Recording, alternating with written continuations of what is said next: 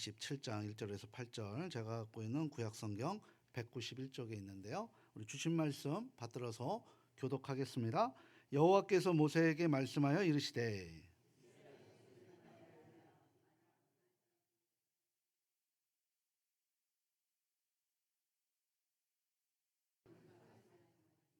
내가 정한 값은 20살로부터 60살까지는 남자면 성소의 세겔로 은 50세겔로 하고 5살로부터 20살까지는 남자면 그 값을 20세겔로 하고 여자면 10세겔로 하며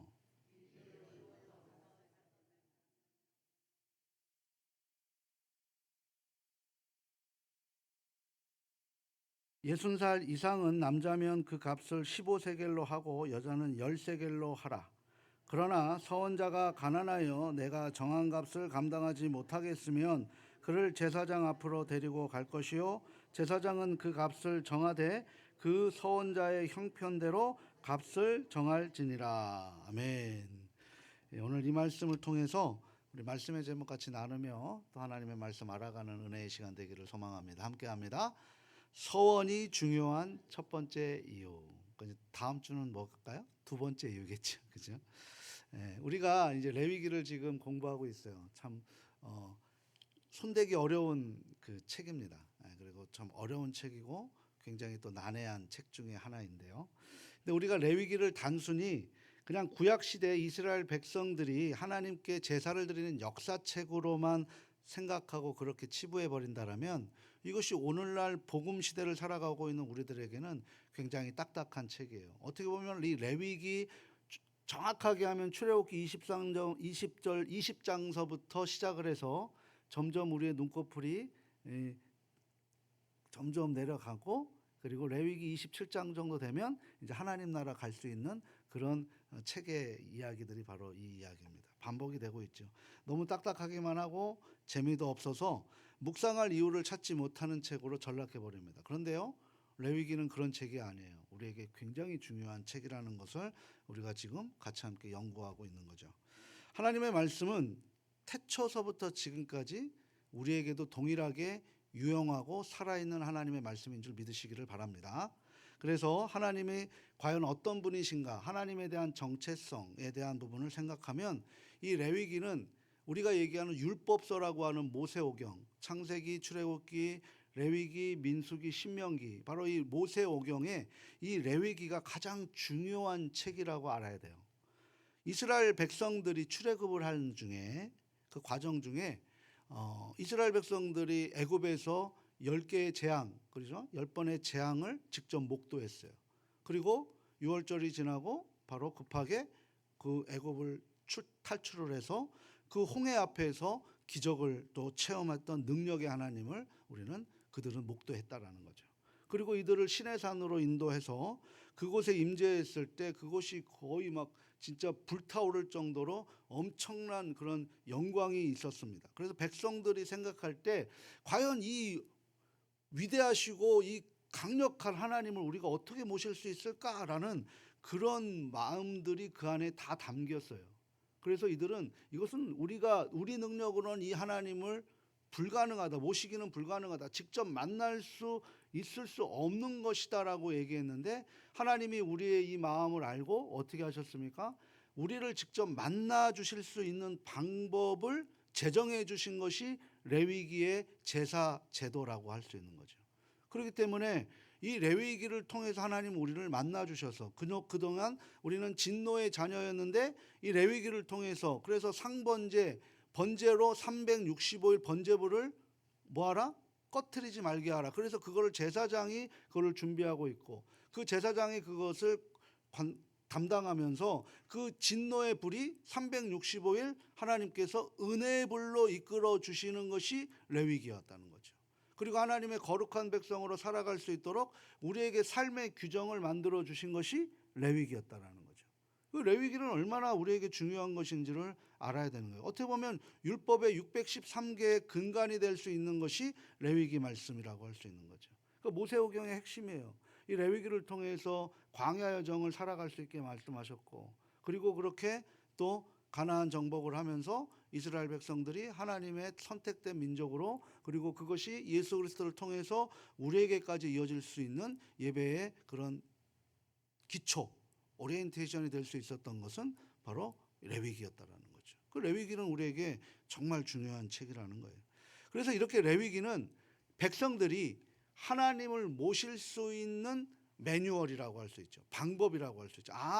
우리가 도저히 우리 능력으로는 하나님을 뵐 수 없고 만날 수도 없고 느낄 수도 없지만 하나님께서 그 방법을 알려주셔서 하나님의 임재를 느끼고 하나님의 축복을 직접 받고 그 축복된 삶을 살아갈 수 있도록 우리에게 그 축복의 은혜를 줄 수 있었던 것이 바로 레위기 것이고, 그 레위기가 바로 축복으로 가는 매뉴얼이라고 하나님께서 직접 제정해 주셨다는 거죠. 오늘도 보게 되면 여호와께서 모세에게 말씀하여 이르시되, 계속 반복이 되고 있는 거죠. 하나님이 모세를 통해서 말씀하여 이르시되라고 하는 거예요. 그래서 이 레위기는 하나님을 모실 수 있는 매뉴얼이에요. 자 보세요. 그 매뉴얼을 어기니 어떻게 됩니까? 바로 아론의 두 아들 나답과 아비후가 매뉴얼대로 하지 않고 다른 불로 했다가 그 자리에서 불타 즉사해 버렸다는 거죠. 이거 하나님을 만날 수 있는 유일한 방법은 바로 이 제사제도 예배, 하나님이 말씀하시는 이 율법이라고 할 수 있다라는 거예요. 이 사건을 통해서 이스라엘 제사장들이 레위기의 말씀대로, 그러니까 하나님께서 제정해 주신 말씀대로 예배하고 이 이스라엘 백성들이 그 말씀대로 순종할 때 하나님은 넘치는 축복을 주시는 거예요. 우리는 진노의 자녀였는데 이 제사를 잘 드리고 예배를 내 마음을 다하여 힘을 다하여 우리가 정성을 다하여 하나님 앞에 드려질 때 하나님이 그 말씀을 받으셔서 우리에게 진노의 불이 아닌 축복의 불로 바꿔주시는 그 매개체가 뭐라고요? 바로 예배라는 거예요. 제사라는 거예요. 그 제사의 매뉴얼이 레위기라는 거죠. 그렇기 때문에 우리에게는 레위기는 우리에게 어떻게 보면 더 묵상해야 될 말씀인데 어렵잖아요. 우리가 양 바치고 뭐 바치고 모르니까. 그러니까 그 의미를 알아야만 이 말씀이 우리에게 역동적으로 현실에서 적용할 수 있게 되는 거예요. 그래서 제가 힘들지만 같이 함께 이 레위기를 공부하자고 하나님께서 감동 주셔서 저도 연구하는 것이고 우리 가족들도 함께 이 힘든 길을 걸어갔습니다. 벌써 이제 27장 마지막 장이죠. 이 레위기 이 끝부분이 이제 26장에 끝나는 게 거의 내용상 맞아요. 내용상 보게 되면 26장에 뭐가 나왔습니까? 우리 지지난주에 했죠. 축복과 저주 나왔잖아요. 하나님 말씀 순종하면 축복하고 우리가 불순종하면 저주받는다. 그 저주받는다는 건 뭐야? 저주받는 게 더 크잖아요. 더 많이 나왔잖아요. 그러니까 뭐야? 그 저주받지 않도록 순종해라 라고 하시는 하나님의 우회적인 또 하나의 말씀. 그러니까 축복과 저주는 뭡니까? 하나의 동전의 양면성과 같은 거예요. 우리가 자꾸 천국 설교만 하고 있는데 지옥에 대한 이야기를 우리가 언급하지 않으면 우리는 지옥에 대한 의미를 모르고 더 지옥에 많이 갈 수 있어요. 이렇게 살다간 정말 하나님께서 우리가 하나님을 붙들지 못할 수 있습니다라고 하는 그런 긴박성, 우리의 현재적 종말론적인 그런 삶의 태도를 가지지 않으면 우리 스스로가 하나님 앞에 어떤 삶을 살아갈 수 있겠냐는 거죠. 그래서 레위기 26장은 축복과 저주의 말씀을 주심으로 레위기 말씀이 이들에게 그냥 참고사항이 아니라 반드시 지켜야 할 율법, 못 지키면 하나님 앞에 저주받고 지키면 축복받는, 그렇게 만들어 놓으신 하나님의 말씀이라는 거죠. 율법이라는 거죠. 그래서 오늘 본문 마지막 34절을 보게 되면 우리 34절 우리 한번 이제 다음 주에 보겠는데요. 우리 마지막 34절을 같이 한번 화면을 통해서 한번 같이 읽어보도록 할까요? 이것은 여호와께서 시내 산에서 이스라엘 자손을 위하여 모세에게 명령하신 계명이니라. 그러니까 뭐예요? 이것은 여호와께서 시내산에서, 지금 이것이 시내산에서 지금 제정되고 있는 거잖아요. 그죠? 시내산에서 그 광야 여정 들어가기 전에 시내산에서 뭐 한다라는 거예요? 모세에게 명령하신 하나님의 계명이라는 거예요. 계명. 하나님의 계명, 명령이라는 거죠. 이렇게 끝나는데 우리가 지난 앞장 26장에 보게 되면 26장 마지막 절로 한번 볼까요? 26장 마지막 절에도 보면 이렇게 말씀으로 끝나요. 한번 같이 한번 읽어보도록 합니다. 이것은 여호와께서 시내산에서 자기와 이스라엘 자손 사이에 모세를 통하여 세우신 규례와 법도와 율법이니라. 아멘. 지금 이렇게 끝나버리는 거예요. 그러니까 26장에 이미 마무리가 돼 있다는 거죠. 근데 27장에 또다시 마무리를 하고 있다라는 거예요. 그리고 레위기 26장의 규례와 법도와 율법, 이것이 바로 레위기 전체를 말하는 거예요. 레위기 전체의 마지막 끝에 마무리가 뭡니까? 하나님 말씀 순종하면 복받고 불순종하면 혼난다. 그러니까 너희들 혼나지 말고 하나님 말씀 순종하는 것이 지혜다. 어려워도 힘들어도 하나님 말씀을 우선순위로 삼고 살아가는 것이다. 왜? 내가 너희를 우선순위로 삼아가고 있다 라고 말씀하시는 거예요. 이게 바로 하나님께서 레위기 전체를 우리가 한 줄로 정리할 수 있는 우리들의 마음이 26장을 통해서 끝나버린단 말이죠. 근데 27장에 똑같은 것이 마무리를 붙였어요. 그러니까 이 27장을 성서학자들은 뭐라고 얘기하냐면 레위기의 부록편이라고 얘기해요. 우리가 끝나고 나면 마지막 부록 같은 거 있잖아요. 부록편이라고 성서학자들은 이야기하고 있는데요. 그런데요, 이미 26장에 끝났는데 내용이 갖다 붙인 것처럼 보이기 때문에 이것을 부록이라고 분류하게 되면 이미 본체에서 어떻게 보면 하나의 플러스 알파, 우리로 얘기하면 그냥 하나 더 얹어주는 그런 애놀이와 같은 그런 책으로 생각해서 이 중요성이 본체보다 어떻게 됩니까? 약화될 수 있는 모습이 있다는 거죠. 저는 여기에 반대합니다. 성서학자들이 1장에서 26장에 분량이 많다 보니까 이 분량이 많은 가운데 27장을 부록편이라고 그렇게 편지할 수 있을 수도 있겠지만, 그런데 저는 이 부분을 이렇게 구분하고 싶어요. 1장서부터 26장까지를 우리는 레위기 첫째 권, 하나님이 주신 첫 번째 율법의 말씀, 그리고 그와 같은 뭐예요? 레위기 2장 2권의 말씀, 우리가 첫째 말씀 하나님 사랑과 둘째 말씀 이와 같으니 이것은 하나예요. 둘이 하나가 돼야 한 명령입니다. 그러니까 하나님 사랑 하나, 이웃 사랑 하나, 이게 아니에요. 하나님 사랑하면 이웃 사랑으로 실천하지 않으면 하나님 사랑 없어지는 거예요. 하나님 앞에 회개하면 우리가 속건제로 내가 상처 준 사람에게 다가가서 용서를 구해야 되는 게 속죄제와 속건제의 같은 연합이에요. 그러니까 이게 회개의 전형이라는 거예요. 그러니까 지금 1장서부터 26장까지가 레위기 하나님께서 주시는 율법에 대한 부분이라면 지금 27장은 뭐에 대한 부분이요? 우리의 헌신에 대한 부분이 이 안에 담겨 있다는 거죠. 실천에 대한 부분이 27장이라고 저는 분류하고 싶습니다.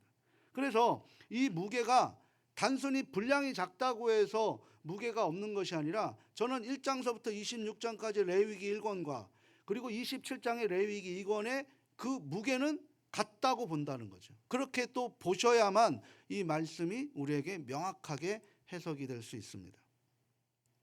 그래서 레위기 27장은 단순히 덜 중요한 내용을 추가한 것이 아니라 이스라엘을, 그러니까 하나님을 믿는 사람들이 망하지 않게 하기 위해서 꼭 필요하기 때문에 레위기 27장 마지막 장에 기록하고 있다는 거예요. 예를 들어서 이런 거예요. 등산 좋아하십니까? 우리 김태설 장로님 지금도 막 펄펄 날아다니시는데 등산 가신다고 하면 우리 교회도 좀 등산 이런 동아리를 좀 만들어 주세요. 그래서 좀 우리 한국 산도 한번 점령할 수 있도록 그렇게 했으면 좋겠어요. 우리 교회가 맨날 뭐 봉사만 합니까? 또 교제도 해야죠. 뭐 우리 앞에 있는 뭐 식장산도 한번 우리가 가고 하면 좋잖아요. 그런데요, 그 등산가들 중에 가장 그 성지라고 하는 에베레스트 산, K2라는 산, 7,000km가 넘는 산이에요. 저는 등산을 우리 아내한테는 등산 좋아한다고 꼬시려고 등산 좋아한다라고 뭐 이렇게 뭐 어떤 뭐 이렇게 뭐라 그래요, 이런 산책 좋아한다고 얘기하는, 전 별로 산책 안 좋아해요. 아내를 꼬시려고 하다가 그래서 맨날 나한테 속았다고 얘기해요. 저는 등산을 잘 좋아하지 않습니다. 왜냐하면 한번 올라갔다가 힘을 다 써버린 거예요. 내려오는데 죽는 줄 알았어요. 이게 무슨 소리냐면 우리가 엘리베이터 산이나 K2 같은 거 7,000km를 이상 되는 산을 높이 올라갔다 오면 인간의 한계, 그곳에 뭐 산소도 부족하죠. 굉장히 열악한 환경 속에 있어요. 그런 것에 등반을 하게 되면 위대한 일들을 합니다. 그런데 등산하는 사람은 산 정상에 올라갔다고 해서 모든 것이 끝난 게 아닙니다. 거기서 다시 내려오는 것까지 해야 된다라는 거예요. 그러니까 등산가가 상 정상에 올라가는데 힘을 다 소진하지 않아요. 왜? 소진할 것 같으면 어떻게 됩니까? 과감히 그 산을 포기하고 내려오는데 나머지 힘을 소진한단 말이에요. 잘 하지 못하는 아마추어 같은 사람들 끝까지 갔다 다리 풀려 갖고 결국은 헬기 타고 내려오게 되는 그런 일이 벌어진다는 거예요. 못 걸어요, 못 걸어. 아무리 그렇게 되니까 갑자기 낭떠러지에 떨어질 수 있는, 그러니까 자체의 힘이 빠져버리니까 위험하게 될 수 있다는 거예요. 다시 한번 우리의 삶에서 예를 한번 또 들어보면 이런 거예요. 지금 왜 제가 이 설명을 드리냐면 이게 굉장히 중요하기 때문인 거예요. 어떤 사람이 성공을 했습니다. 성공을 했는데 자기가 속한 사회에서 가장 높은 자리에 올라갔다라면 대단히 유능하고 그리고 또 열심히 노력한 사람일 것입니다. 그냥 가만히 앉아서 있을 게 아니라 남들보다 잠 못 자고 그리고 잘 먹지도 못하고 그리고 남들보다 최선을 다해 노력했기 때문에 그 자리가 허락이 된 거죠. 그런데 대개 사람들이 높은 자리에 올라가서 성공하고 난 후에 더 열심히 노력해서 그 성공한 자리에서 이제 나를 위해서 그 성공한 자리가 됐으니 그 자리는 이제 남의 유익을 위해서 사용하는 그런 어떤 공적인 의식을 가지고 살아가야 되는데 그러지 못한다라는 거예요. 우리 삶이 그렇잖아요. 우리가 기독교의 정신은 뭡니까? 잘 배우고 성공해서 남주자는 거예요. 나를 위해서 쓰는 게 아니라 하나님의 마음, 우리에게 그 능력을 주신 것은, 우리 청년들도 마찬가지예요. 그 능력을 주신 것은 그것이 나를 통해서 기업도 성공하십시오. 그러나 그 기업이 나를 위해서가 아니라 그 기업이 하나님께 하나님의 기업이 되기 위해서 사용되어야 된다는 거죠. 그 열심히 노력하는 목적이 뭡니까? 내 성공이 아니라 그 성공한 자리에서 이제 내가 그 위치에서 남을 더 유익하게 할 수 있는 그런 기독교 정신이 갖고 있는 것이 바로 기독교 지도자들이 나와야 되는 거예요. 그런데요, 어떤 사람들이 자기가 성공하다 보면 어떻게 됩니까? 자만심이 생겨요. 그래서 별것도 아닌 것에, 정말 돈의 유혹에 그리고 육체의 정욕을 이기지 못해서 자기가 한평생 걸어온 것을 무너뜨리고 자신의 파멸로 되는 것을 지금 여전히 우리 주변에서 많이 보고 있다는 거예요. 그곳까지 올라가기까지 얼마나 많은 노력을 했을까요? 그런데도 불구하고 뭐 합니까? 그저 돈의 유혹과 그리고 육체의 정욕에 철락해 버린다라는 거예요. 이게 바로 리차드 포스트가 쓴 돈, 권력, 그리고 우리가 얘기하는 섹스, 이 세 가지에서 마지막 어디에 넘어진다는 거예요? 본능에 넘어져 버린다는 거예요. 돈을 추구하죠. 돈을 추구하면 권력을 추구하게 됩니다. 그리고 나서 권력자가 됐을 때 남의 유익을 해서 그 사람이 유익한 사람이 돼야 되는데 그러지 못하고 어떻게 됩니까? 결론은 그것을 자기의 유익을 취해서 결국은 본능에 넘어지게 되는 사회 구조가 바로 지금의 현실 구조와 다를 바가 없다는 거예요. 그래서 사도 바울은 뭐라고 얘기하냐면 고린도전서 10절에서 이렇게 얘기해요. 우리 같이 한번 읽어보도록 합니다. 선줄로 생각하는 자, 그러니까 성공했다고 생각하는 자는 넘어질까 아주 작은 것 하나도 잘못되지 않도록 조심해야만 마지막까지 성공의 길을 갈 수 있다. 이게 바로 고린도전서 10장 12절 말씀이에요. 설 줄 아는 자 넘어질까 조심해라 라고 얘기하는 거예요.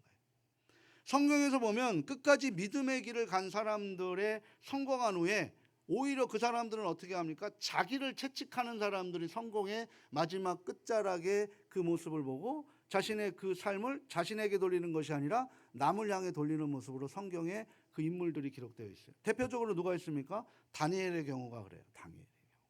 다니엘은 포로된 상황인데 바벨론과 바사, 그러니까 지금의 페르시아, 바벨론을 이야기하고 그 바벨론을 무너뜨린 페르시아, 이 두 나라의 총리가 되어버립니다. 엄청난 성공적인 인물임에도 불구하고 그는 어떻게 합니까? 자기의 교만함을 그리고 하나님을 우선순위로 생각하는 것을 잊지 않고 하루에 3차례씩 예루살렘 성전을 향해 기도하는 일을 소홀히 하지 않았다는 거죠. 우리가 성공이 목적이 아닌 거예요. 우리 고등학교 아이들이 서울대학을 가고 싶어 해요. 그런데 서울대학이 목적이 돼서 갔어요. 그런데 그 다음에 꿈이 사라져 버리기 때문에 서울대학에서 그 다음에 아무 꿈을 찾지 못하고 그냥 그렇게 시간을 죽이게 되는 거예요. 바로 그런 모습입니다. 사도 바울이 자기가 다른 사람들을 구원받게 한 후에 자신이 버림받을까 봐, 자신이 하나님 앞에 내 욕정 때문에 버림받을까 봐 매일 두려워서 나를 쳐서 복종시키는 거예요. 그래서 나는 죽고 내 안에 예수로 살아간다라고 날마다 그것이 그 사도 바울의 삶의 슬로건이 되어버렸다는 거죠. 사무엘도 마찬가지죠. 백성들에게 뭐라고 얘기합니까? 내가 결코 기도하는 것을 쉬는 죄를 범하지 않겠다라고 서약합니다.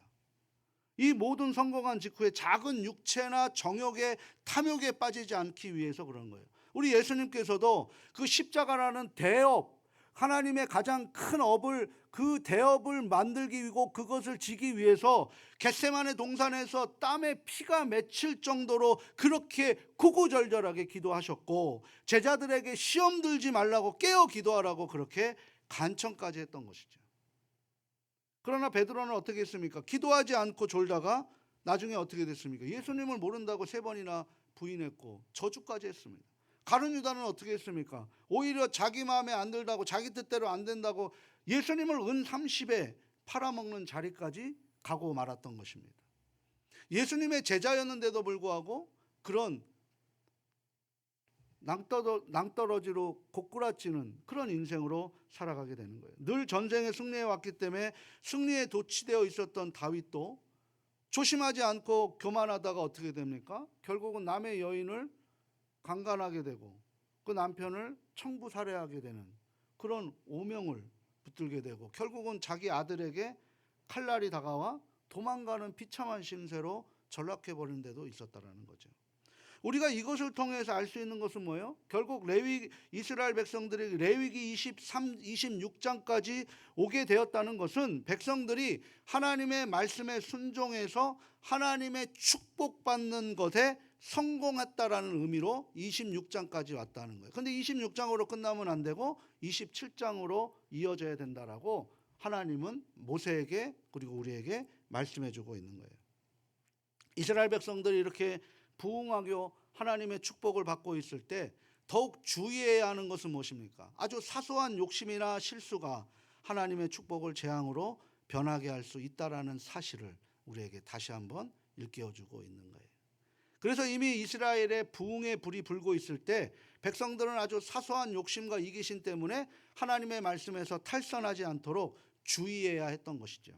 그래서 오늘 우리가 레위기 27장을 보며 여기에서 말씀하고 있는 것은 더 이상 그 선을 벗어나면 안 된다라는 마지노선으로 말씀하는 것이지, 이 규정이 결코 최선의 행동으로 지금 이야기하는 것이 아니다. 결국은 이 선을 넘어서는 안 된다라는 최선의 마지막 선의 그 마지노선의 규정이지 이렇게 하라고 말씀하신 것이 아니에요. 그러니까 이 말씀을 잘 우리가 해석해야 돼요. 그러지 않으면 우리가 어떻게 하냐면 이것을 갖고 우리의 합리화를 만들어 버립니다. 우리가 한번 볼게요. 레위기 27장을 다루고 있는 중요한 내용은 백성들 중에 어떤 사람이 하나님께 서원했습니다. 서원은 뭡니까? 하나님 앞에 내가 고백하는 거예요. 제가 서원했다가 도망갔다가 진짜 요즘 같은 비 오는 날 먼지 나도록 맞고 세대 더 맞고 온 사람이거든요. 그러니까 서원을 함부로 하는 게 아니에요. 그리고 했으면 어떻게 해야 됩니까? 반드시 지켜야 돼요. 그러니까 서원을 바꾸려고 할 때 뭐로 하냐면 하나님이 금전을 대납할 수 있게 규정을 한 것입니다. 오늘 27장을 잘 해석하면 이렇게 그러면 그 서원을 뺏기 위해서 그 서원을 내가 안 하기 위해서 이렇게 하면 되는구나, 이렇게 요령으로 이 말씀을 보게 되면 그것은 배가 산으로 가는 거예요. 그 말씀이 아니라 이렇게라도 서원이 중요하다라는 것을 우리에게 알려주시는 거예요. 그러니까 우리에게 있어서 더 중요한 것은 왜 이스라엘 백성들은 하나님께 무엇을 바치겠다고 서원해놓고 그것을 바꾸려고 하는가입니다. 오늘 그 말씀을 하고 있는 거예요. 오늘 본문 1절에서 3절을 보게 되면 생각해야 할 것은, 오늘 다음 주는 11조에 대한 얘기도 나와요. 근데 생각해야 될 것은 백성들의 서원이 이스라엘 부흥에 어떤 영향을 미치는가라는 것을 우리가 한번 그 질문을 통해서 말씀을 묵상할 필요가 있다는 거죠. 우리 1절에서 3절 말씀 그런 의미에서 한번 같이 읽어보도록 합니다. 여호와께서 모세에게 말씀하여 이르시되 이스라엘 자손에게 말하여 이르라.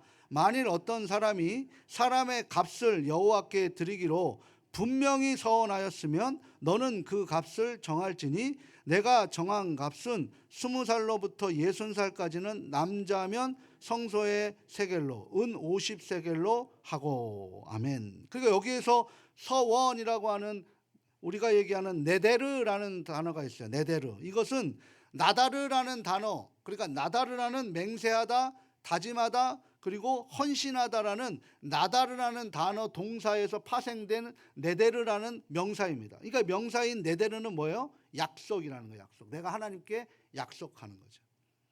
아브라함이 횃불 언약을 했죠. 하나님과 아브라함이 횃불 언약을 했어요. 근데 그 횃불 사이에, 아니 그 고기 사이에 횃불이 왔다 갔다 한 건 하나님만 갔다 왔던 거죠. 왜? 우리가 언약하면 어떻게 돼요? 언약을 지켜요, 못 지켜요? 못 지키게 되니까 어떻게 되는 거예요? 그 횃불 사이로 몸이 쪼개지는 거, 이게 약속이라고. 그래서 하나님이 하지 말라 그랬어요, 아브라함에게. 내가 하겠다, 하나님의 신실한 약속을 말씀하고 있는 게 횃불 언약이에요. 자, 그런데 이 약속을 가리키고 있는 거예요. 오직 하나님과의 관련해서만 사용했던 단어가 바로 이 네데르, 서원이라는 거예요. 그러니까 서원은 누구하고만 하는 거예요? 하나님과의 약속이라는 거예요.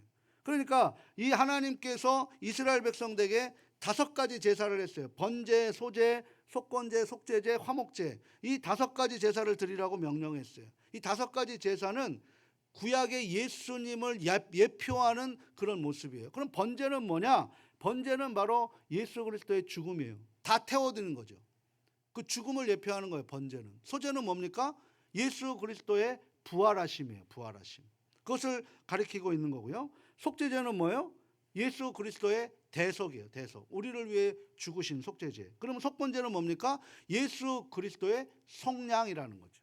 그리고 마지막 화목제는 예수 그리스도께서 직접 희생함으로 완성하신 구원. 그래서 우리에게는 화목제물만 화목하는 직분을 갖고 있게 하셨다고 고린도후서 5장 17절에 말씀하고 있는 것입니다. 특히 화목제는 허물과 죄를 용서받기 위해서 드리지 않았습니다. 허물과 죄는 완전히 용서받은 상태에서 화목제가 드려진 거예요. 그러니까 번제와 화목제가 같이 드려지는 거예요. 번제 없이 화목제 못 드려요. 번제를 통해 하나님께서 우리의 죄를 도말해 주시고, 그리고 하나님 앞에 화목제를 드릴 때 하나님은 우리에게 그것을 내장하고 기름만 받으시고 고깃덩어리를 우리에게 주셔서 우리가 나누게 하시는, 그러니까 하나님 사랑과 이웃 사랑을 함께 실천할 수 있도록 만들어 주신다라는 거죠. 그래서 이 드려진 제물은 드린 자, 그러니까 제사 당사자, 그리고 제사장, 이웃들과 함께 나누어 먹을 수 있었다라는 거예요. 그러니까 나누는 것도 내가 나누는 것이 아니라 하나님께 드렸는데 하나님이 다 받으시지 않으시고 그 받으신 것을 나에게 나눠주신 거니까 그게 내 거예요, 하나님 거예요? 하나님 거죠. 하나님 것을 나누는 거예요. 누가? 나를 통해서. 내 거를 나눌 때 아까운데 하나님의 것을 나누기 때문에 우리는 기쁜 거예요. 그러니까 지금 우리가 드려지는 모든 우리의 인생에 나오는 모든 것들이 여러분 것입니까? 하나님 것입니까? 하나님 것이죠. 하나님이 우리에게 주신 것이죠. 그걸 나눌 때 우리는 기뻐요? 아니면 아까워요?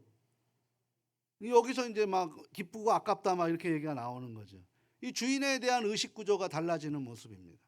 그러니까 이 성취된 화목을 기념했다라는 거예요. 그러므로 넘치는 은혜와 감사의 찬양으로 화답하는 거죠. 그러니까 하나님이 주신 화목제물이 되면 그 당시는 그 마을은 어떻게 됐어요?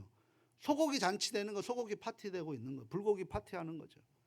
그러하게 거래용으로 절대로 허용할 수 없었던 거예요.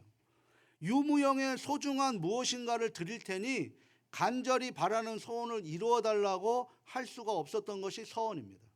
딱 한 가지만 드릴 수 있는 거예요. 뭘 드리는 거예요? 나를 드리는 거예요. 나를. 그러니까 하나님께서 베풀으신 은혜에 감격해서 누가 뭐라 하지 않아도 기쁜 마음으로, 자원하는 마음으로 드릴 수 있어야 되는 거예요. 우리가 잘 알고 있는 사무엘의 어머니였던 한나 아시죠? 한나에게는 아들이 없었어요.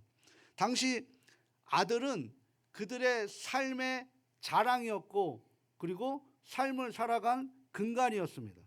내일의 영광의 면류관으로 여기고, 그리고 대를 이어나갈 수 있는 그런 하나의 정말 중심적인 그런 사람이 아들이었단 말이죠. 문화에서 정말, 그런데 그런 문화에서 아들이 없다는 거나 또 아들을 못 낳았다는 것은 부끄럽고 수치스러운 영광이고 하나님 앞에 저주받은 여인이라고 생각해서 그들은 사람 취급을 받지 못했어요. 그래서 하나님이 고아와 부모님이 없는 사람들, 그리고 객, 집이 없는 사람들, 떠도는 사람들, 그 다음에 과부. 하나님이 거기에 관심을 두고 있는 거죠. 그 관심을 두고 있는 게 우리가 알고 있는 룻기라는 룻기가 바로 그런 이야기라는 거죠. 하나님의 사랑. 그러니까 사람들은 그녀가 하나님께 버림받았다고 착각하게 만들 정도로 아들이 없다는 의미가 그녀에게는 엄청난 비극의 삶이었다는 거죠. 그래서 한나는 불쌍한 자신의 처지를 하나님 앞에 무릎 꿇고 통곡했습니다. 식음을 전폐했습니다. 하나님이 자신이 하나님의 마음이 자신에게 전달될 때까지 부르짖고 또 부르짖었다라는 거예요. 사무엘상 1장 11절 말씀 한번 확인해 볼까요? 같이 한번 읽어보도록 합니다. 서원하여 이르되 만군의 여호와여, 만일 주의 여정이 고통을 돌보시고 나를 기억하사 주의 여정을 잊지 아니하시고 주의 여정에게 아들을 주시면 내가 그의 평생의 그를 여호와께 드리고 삭도를 그의 머리에 대지 아니하겠나이다. 아멘. 삭도를 머리에 안 댄다. 누구예요? 나실인, 삼손. 그건 뭐예요? 하나님 앞에 바친 사람들이에요. 바친 사람. 그러니까 이거는 뭐예요? 지금 서원하여 이르되 아직 받지 않았잖아요. 그죠? 그런데 지금 서원을 했단 말이에요. 한나는 하나님께 아들을 주셔도 아들이 아니라 하나님 한 분만을 믿고 의지하겠다라는 고백이 바로 이 고백이라는 거예요. 아들이 없는 사람까지 사람처럼 살겠다라는 거예요. 하나님이 주셔도 나는 아들이 없는 사람처럼 살겠다. 아들을 의지하지 않고 하나님 의지하며 살겠다라고 고백한 거예요. 이게 서원이라는 거죠. 이는 마음을 완전히 비우지 않고는 내놓을 수 없는 고백입니다. 서원에 대한 우리의 인식이 얼마나 왜곡되어 있는지를 확인할 수 있는 말씀이죠. 우리가 말로만 서원이지 실제로 하나님과의 거래를 통해서 자신이 원하는 것을 받아내고야 말겠다는 타락한 의지가 드러낼 때가 한두 번이 아니었기 때문이죠. 우리 전도서 5장 4절과 5절 말씀 우리 화면을 통해 같이 한번 읽어보도록 합니다. 하나님께 맹세하여서 서원하는 것을 미루지 말고 지켜라. 하나님은 어리석은 자를 좋아하지 않으신다. 너는 서원한 것을 반드시 지켜라. 서원하고서 지키지 못할 바에는 차라리 서원하지 않는 것이 낫다. 그러니까 여기서 서원한 것을 지키라고 얘기하는데 원어상은 거기에 뭐가 있어요? 반드시 지켜라라고 그렇게 표현되어 있어요. 이렇게 전도자의 외침에 따르면 서원하는 자체가 죄는 아닙니다. 그런데 하나님께 서원했다면 반드시 지켜야 하는 거예요. 오히려 서원하고 지키지 않으면 그때 죄가 되는 거죠. 그래서 우리는 속죄제를 드리는 거예요. 차라리 서원하지 않은 편이 100번 낫습니다. 그런데요, 대개 서원이라고 하게 되면 우리 힘으로 도저히 감당할 수 없는 어떤 어려운 일을 당할 때 하나님께 이 일을 해결해 주시면 하나님께 자기 자신의 가족이나 재물을 바치겠다고 약속합니다. 그렇죠? 하나님 나 살려주시면 내 재산의 전부를 하나님께 드리겠습니다라고 얘기를 하는 거예요. 삭개오가 어떻게 했습니까? 하나님, 주님이 내가 주님께 구원받으면 내가 가지고 있는 것 나로 인해서 상처받는 4배를 하겠습니다. 이게 서원이에요. 삭개오가 했습니까? 안 했습니까? 한 거예요, 한 거. 그러니까 사실 우리가 연약하기 때문에 이런 서원들을 많이 한단 말이에요. 문제 앞에 우리가 서원한단 말이죠. 그러나 백성들의 서원 중에서 하나님께서 위기를 이기게 해주시고 상상할 수 없는 축복을 주셨기 때문에 감사하는 마음으로 자원해서 바치거나 재물을 바치는 경우도 많았다라는 거죠. 이처럼 백성들 중에서 서원이 많았다라는 것은 그만큼 백성들에게 하나님이 기도 응답을 많이 해주셨다. 이게 축복 아니에요? 하나님의 말씀 잘 들어서 그 축복을 받았다니까요. 그 축복을 받으니까 그들이 어떻게 됩니까? 영적으로, 질적으로, 물적으로 부흥이 되기 시작하는 거예요. 그런데 사람들이라는 존재는 어려울 때는 사람들이나 하나님 앞에서 겸손한 자세를 사정사정합니다. 한번 생각해 보십시오. 내가 돈이 필요해요. 그런데 제가 박정철 집사님한테 돈을 끌어갔는데 제가 박정철 집사님 멱살 잡고 돈 내놔! 라고 할 수 있습니까? 그럼 돈 주세요? 안 주시죠. 모르게 또 주실 줄 몰라 착해갖고 안 주시는 거예요. 근데 일단 어떻게 됩니까? 자세를 낮춰야 되는 거죠. 근데 자신의 요구가 채워지고 나면 어떻게 됩니까? 절대로 답답해하지 않는다라는 거예요. 그래서 사람은 자기의 요구가 이루어지고 나면 자기가 남에게 해야 할 의무도 어떻게 됩니까? 차일, 피일, 미루거나 혹 이 핑계 저 핑계 되며 떼어먹으려고 할 때가 많다 적다? 많다라는 거예요. 내가 잘 되면 내가 너한테 해줄게 라고 하지만 그때 그런 마음이 그때 마음과 다른다라는 거죠. 대개 이스라엘 백성들이 하나님께 서원을 한 것을 떼어먹거나 지키지 않을 때는 사실 궁핍하고 어려울 때가 아니라 오히려 성공한 후에, 축복받은 후에 이 서원을 어기게 되고 잃어버린다라는 거예요. 그래서 백성들이 성공한 후에 하나님께 약속한 것을 뭐 해야 된다? 반드시 지켜야 한다라고 얘기하는 거죠. 그러나 우리는 자기가 다급해야 지킬 것을 지키지, 이미 자기 요구가 다 이루어지고 난 후에는 자기 의무를 잘 지키려고 하지 않습니다. 백성들이 하나님의 은혜와 축복이 멀어지게 되는 것은 무슨 큰 죄를 지었기 때문이 아니라 바로 이런 하나님 앞에서 이 작은 약속들, 내가 했던 그런 것들을 잊어버렸던 것이고 업신여기고 그것을 경홀히 여겼기 때문에 비롯된 것이 많다라는 거죠. 우리가 넘어지는 것은 이 작은 것들로 넘어지는 거예요. 오히려 큰 것들은 우리가 피할 수 있어요. 근데 작은 것들을 우리가 경홀히 여겨서 한번 생각해보세요. 바위에 부딪혀 넘어지는 사람이 있어요? 아니면 돌뿌리에 부딪혀 넘어지는 사람이 있어요? 바위에 부딪혀 넘어진 사람은 문제가 있는 사람이죠. 바위가 오는데 거기다 네가 깨질래 내가 깨질래 붙이는 사람은 그냥 죽고자 하는 사람이고, 그죠? 생각 없이 작은 돌뿌리 그냥 생각 없이 가다가 넘어지면 그때 코뼈 깨지고 머리통 깨지고 그러는 거예요. 더 크게 다친다는 거예요. 그 얘기를 하고 있는 거죠.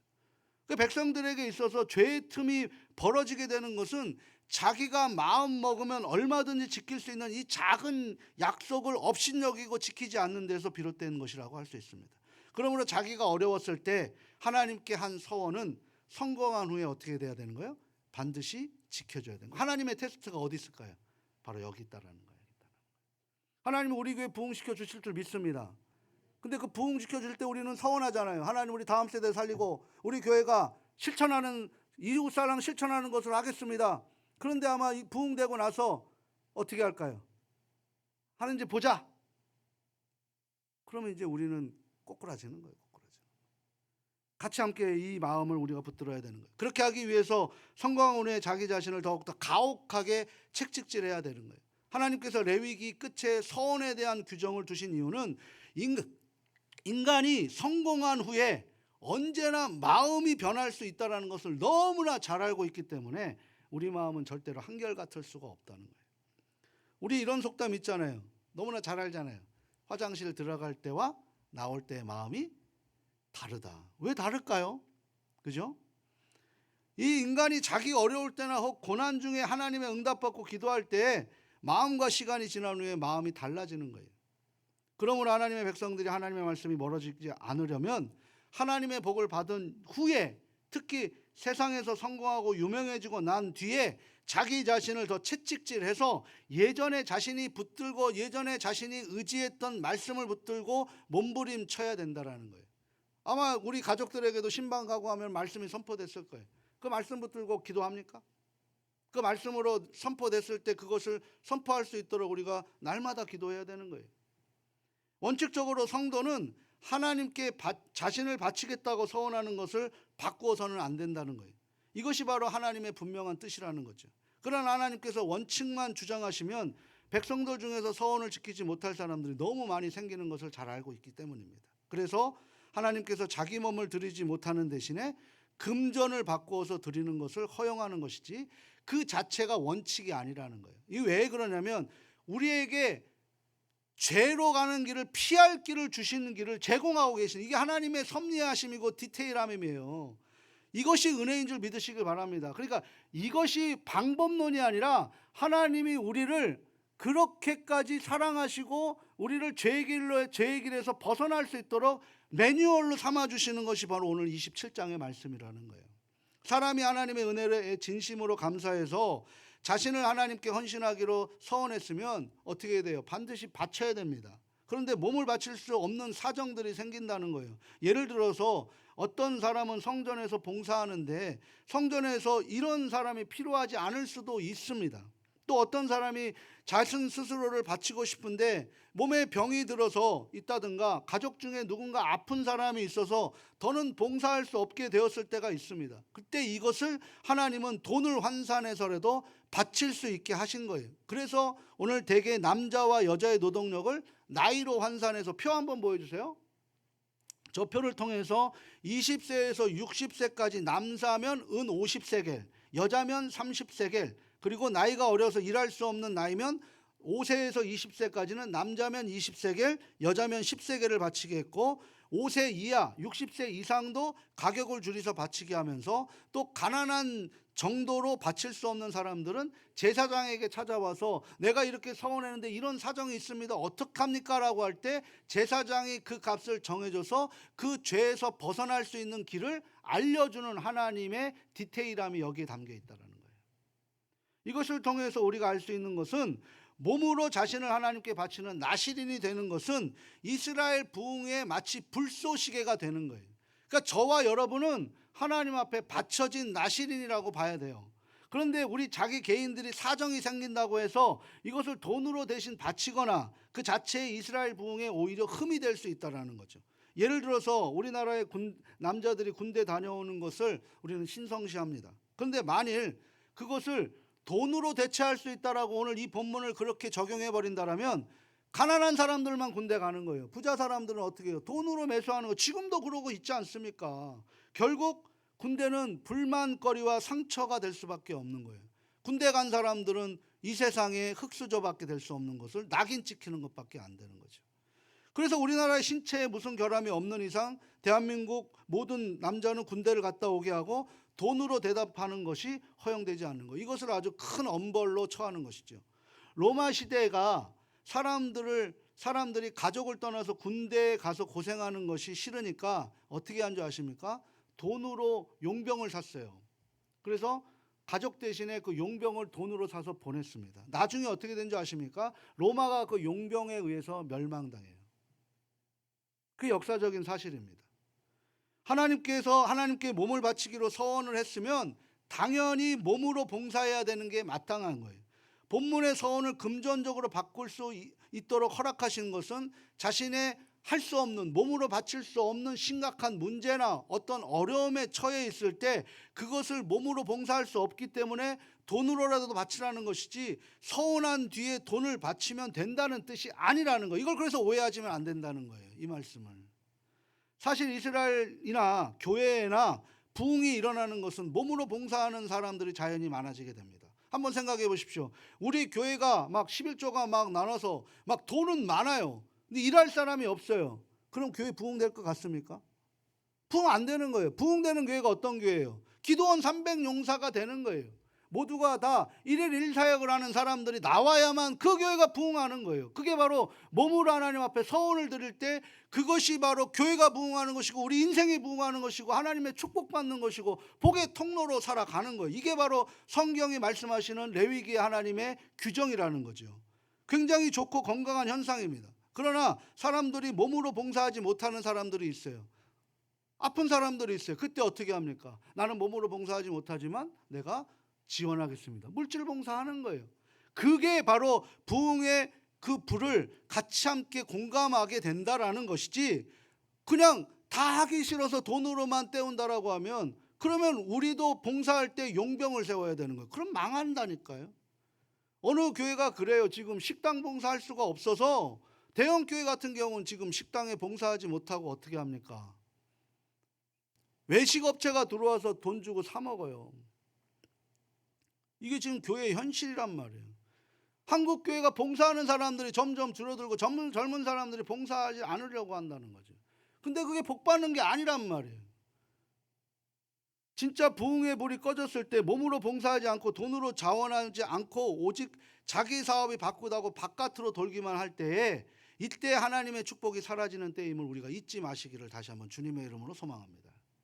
사랑하고 소중하고 존경하는 가족 여러분, 우리 예수님께서는 끊임없이 자기 영광만을 추구하는 우리의 죄를 뒤집어 쓰셨어요.